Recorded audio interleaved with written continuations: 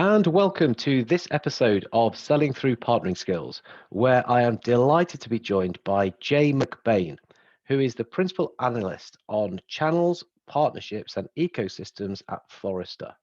So why would I not want to speak to a guy like that about partnering skills? He's the ideal person to share some knowledge. So Jay, welcome to the podcast. Well, thank you so much for having me. I'm excited to talk to you. Excellent. Well, let's get stuck straight in because I know you are a little pushed for time today, and I want to try and get as much out of you as possible. So, as people who listen to this regularly know, what I do is I go through the 6 elements of PQ, and we sort of look at those and how salespeople, how channel managers, how anyone can use them to grow business better. And so, I always start with trust. So for me, that's kind of makes sense to start there. So trust, what are your thoughts on that and how we can use that to develop our partnerships? Yeah, to set the stage on trust, 75% of world trade flows indirectly. So it makes up the vast majority of everything we buy as consumers, everything we buy as professionals or business people. I look at the technology industry, it's 64%. So it is large across every industry. The fact of the matter, it is changing pretty significantly. One of the biggest changes is that 76% of every CEO in every company, in every industry, in every country think that their current business model will be unrecognizable in 5 years.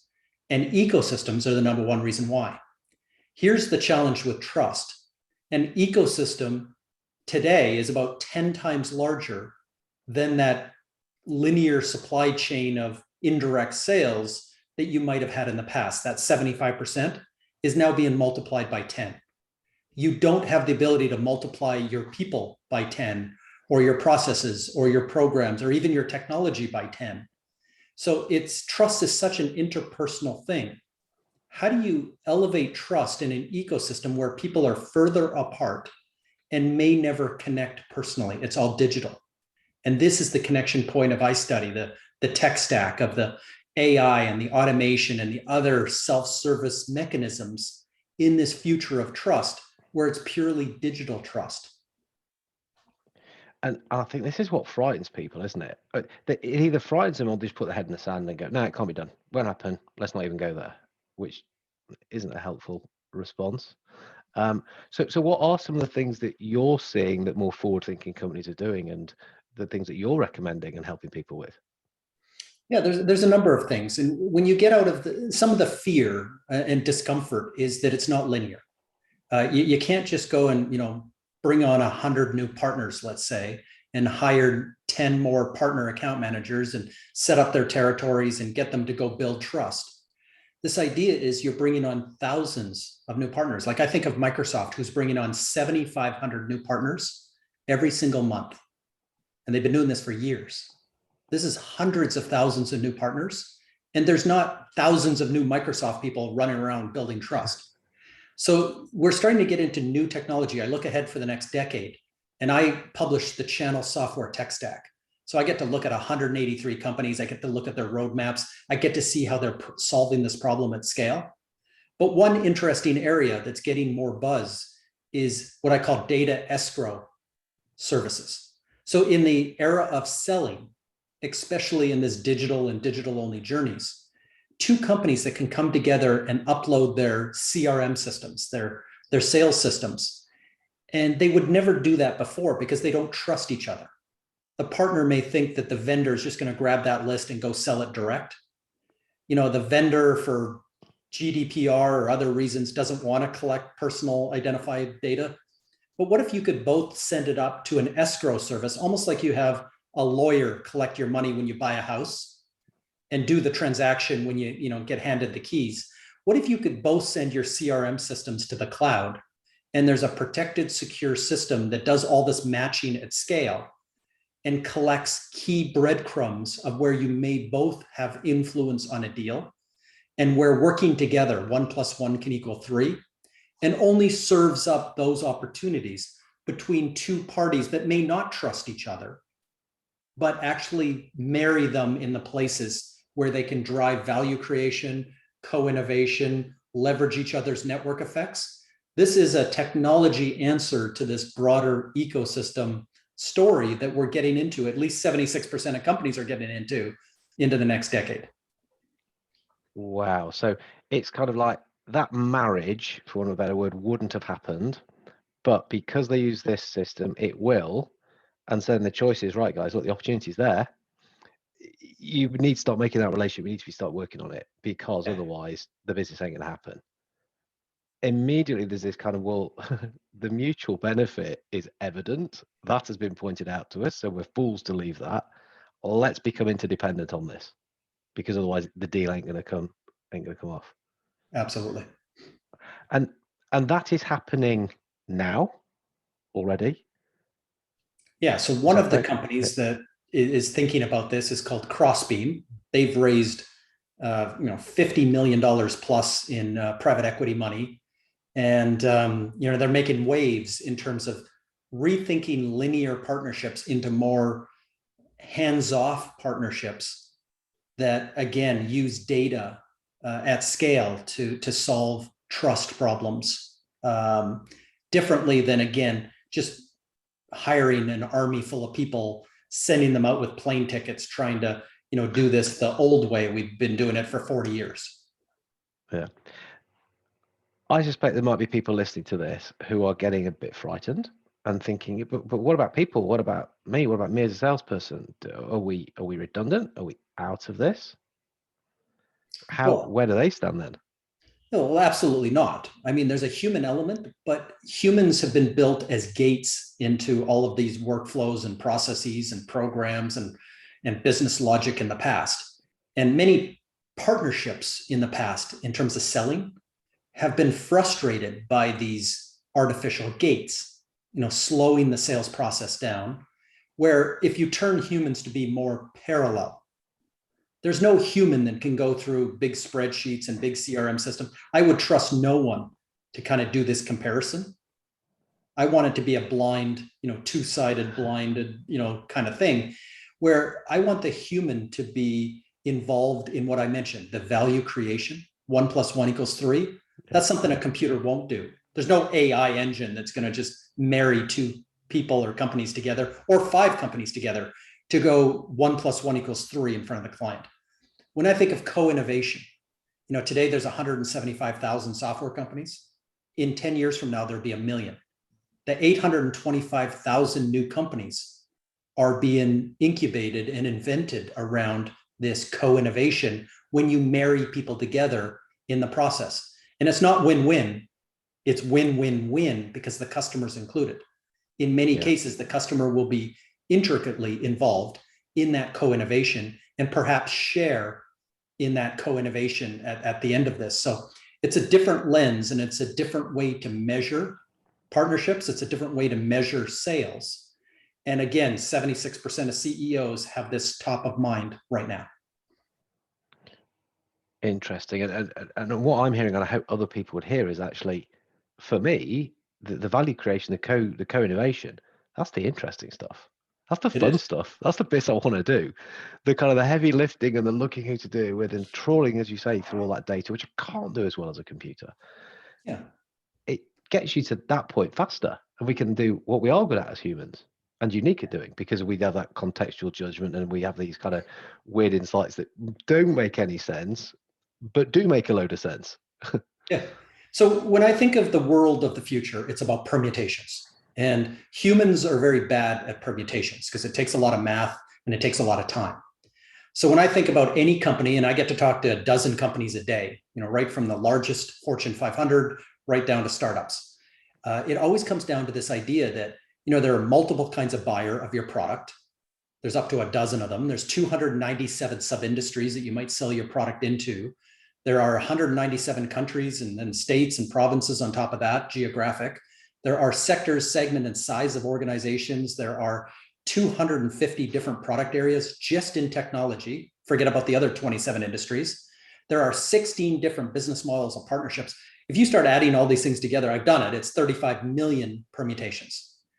And so humans are not all that great at taking your company and figuring out the layers of the onion, the places that you can take your strength and go and build partnerships to grow outwards or adjacent to that strength.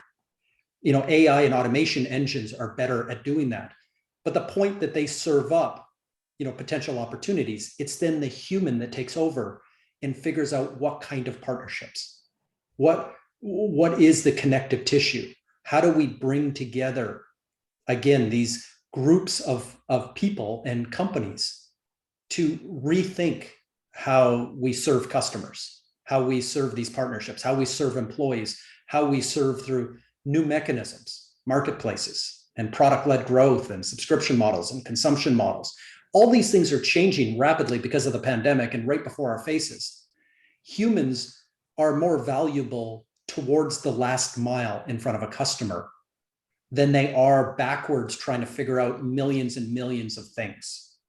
And so this is where humans move parallel and can actually add more value, and add more value to your own brand. You can add more value to your company, and you can obviously add tremendous value to the customer, which is how this is all measured in the end. When you said own brand, were you literally talking personal branding?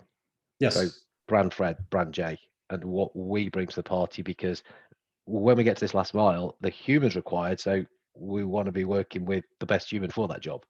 We've used the best AI, we've used the best machines. Now we're doing our bit. Let's work with guys who've proven that they can co-create, they can have value, that they, they've got the bit upstairs that he's going to bring something to the party. Yeah, I study people, and I know that there's millions of people in leadership roles, director and above, in partnership type positions. I also know that their average stay at a company is 4.2 years. Some stay 30 years, some stay 6 months. But the fact of the matter is, and companies know this, that every 4 years or so, they're going to roll through replacements and things like that. So if you're thinking about your own 30 to 40 year career, you don't, like you may have done, your parents might have done, you don't wrap all your branding inside a company. Yeah. You've got your own specialties. You've got your own unique way to serve the market, and you become a brand that other companies find desirable. So it's not a bad thing, and companies are realizing this as well, is that your ability to go and show your strength in the market on social media, on podcasts, on Clubhouse, on subreddits, and your ability to get up on stage in keynotes and get into magazine articles and sit on the board of associations and really become a leader, help your company with leadership as well. And I can think of exact examples of where Salesforce is a company that started 20 years ago, and I predicted about a month ago that they will be the next $1 trillion company. They hired an evangelist named Tiffany Bova, who worked for 10 years for Gartner. She's actually the reason I'm an analyst. There's a company like HubSpot, who came in 4th place in the last decade in the marketing automation game, behind Eloqua and Marketo and Pardot. But in 4th place, they're now worth $25 billion on the stock market. They just hired Scott Brinker, the guy that authored the MarTech stack of 8,000 marketing technologies on one piece of paper, to be their head of community, their head of evangelism, their head of really driving that company as a platform company. There's a small company called Datto that went public earlier this year at $4.5 billion that only took a community approach. So while these leaders have their own brands and they're doing their own things outside of the company, they're building unbelievable $1 trillion, $25 billion, and $4 billion valuations by bringing their skill set back into the company. So I could go on and on and on about the people elements here, but in terms of the future of selling, the future of partnerships, there is a fine line between people and organizations and partnerships, and the companies that can find those best connection points are going to be valued the most. One of the phrases I love, which has come from the guy who originally did the research into PQ and the other 6 elements, is organizations don't partner, people do. Correct. And I just think that's fantastic. Yeah, we can find it, we can make the match, we can do the maths. Yeah, machines do the heavy lifting, but ultimately you and somebody else, or you and another team, your team, they've got to get together and they've got to interact in the right way to get all that great stuff that comes out of it. And again, what I'm understanding you're saying is, if people have already made their first impressions of you before they meet you because of your personal brand, because you're the go-to person, or they can see the stuff you've done, that is also up and running faster. So the whole thing is just getting faster and faster and faster by being cuter in the stuff that we're doing. Absolutely. Interesting. The interesting thing then, again, people might be listening to this and thinking, right, so people aren't staying in their jobs as long. As an employer, as a leader, why would I want them to build their brand if that is just so that they can lead and go to a better place with that brand and take it away from me? What would be your response to that? Well, every company in every industry, millions and millions of companies are on a journey. And they're on a journey to build value for shareholders, build value around their clients for shareholders. And in that journey, there's different parts of the journey, just like in partnerships, just like in your customer. There's 3 distinct parts of your customer journey. And you're going to find that there's different skills and different kinds of partnerships that exist in all 3. Those partners that really help a customer go from problem determination to early solutioning to vendor selection, that whole section of influence creates different skills, and there's different business models in that early journey than there is at the point of vendor selection and transaction. Those partners who may reply to an RFP, those partners who may transact or walk a customer into a marketplace are different than those early partners in most cases. And then in a subscription business, which most companies and most industries are going towards, that transaction is only the first 30 days with the customer. Now you have to focus on driving adoption of your product to get the renewal and retention. You have to focus on deeper integration into their lives or into their businesses to drive stickiness so that you get lifetime value of the customer, which is how you're measured. You need partners who can drive upsell and cross-sell and go and enrich your contract every 30 days forever. Sell more of your portfolio, sell the future innovation that you're working on. So those partners out here post-transaction are different than the ones in the middle and different in the ones at the beginning. So when I answer your question, I say, in your journey or your evolution as a company, the skills that got you to where you are now look a little different than the skills that get you to the next level. So actually moving people through the system and finding the right people at the right time at the right place is important. But we know that somebody who takes a startup, to 10 million is usually not the team that takes it from 10 million to 100 million. We know that the team that took it to 100 million and either took it public or took it into a big acquisition is not the kind of team that's going to drive an enterprise class company into the multi-billion-dollar valuations. And it's okay. I mean, it's okay to say that you don't pitch the entire game.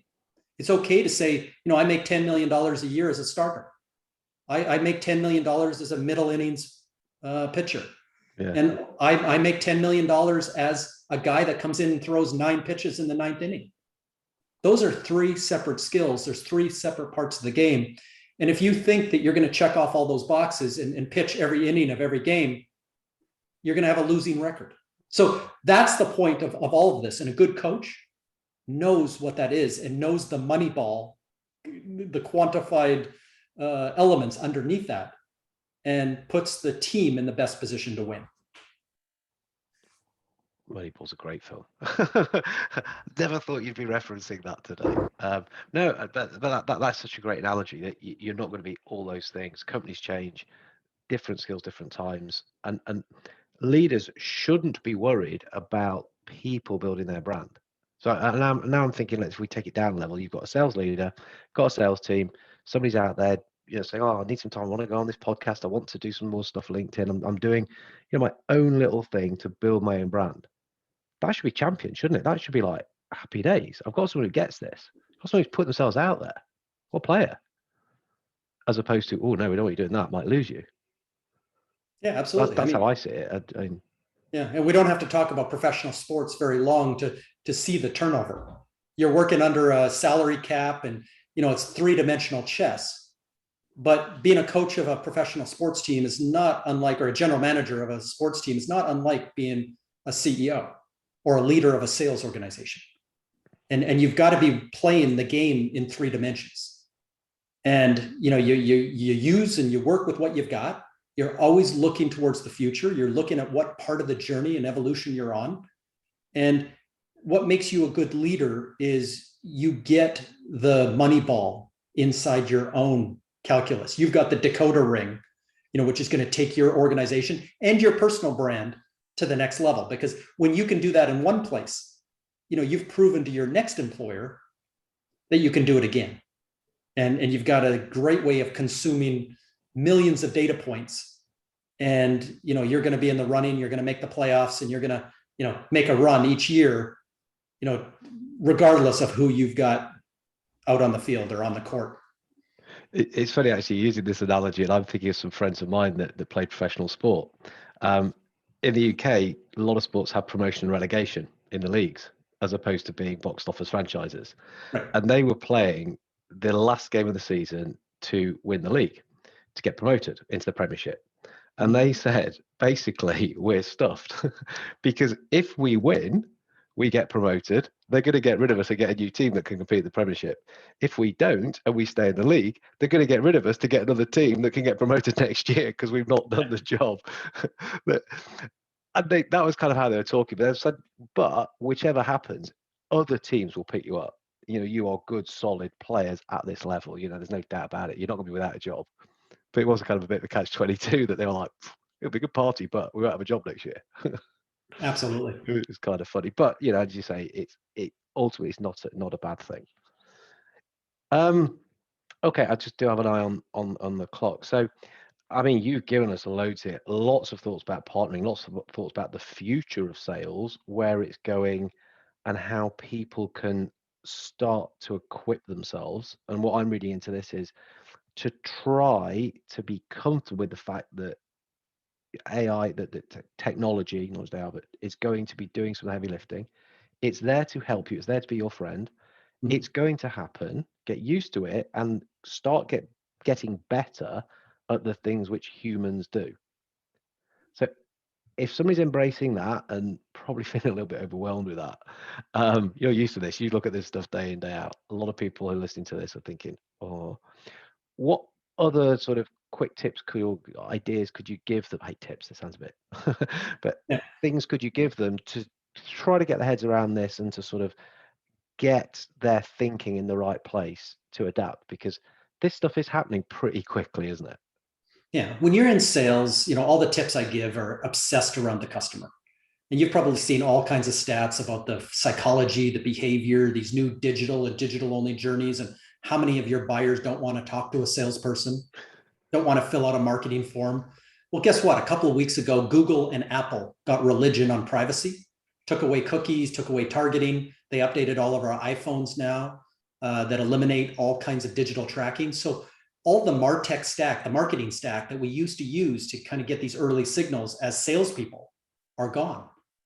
So now you start to understand that there's a different model here. By the way, weeks later, after Apple updated all iPhones, only 4% of people, have said yes to tracking. 96% of people want to be anonymous. And we know that. And we know that the majority of buyers get to vendor selection without ever talking to a salesperson. So given all these stats and given everything else, you start to learn a couple of things. One is that there is no single throat to choke. There is no trusted advisor anymore in sales. There's not somebody who takes somebody from problem determination that, hey, I need help, to full solution, to full implementation and integration and renewal. That whole journey that never ends, by the way, it goes on 30 days forever. There's no one that does that all the way through. It's very, very rare, and it's becoming increasingly rare.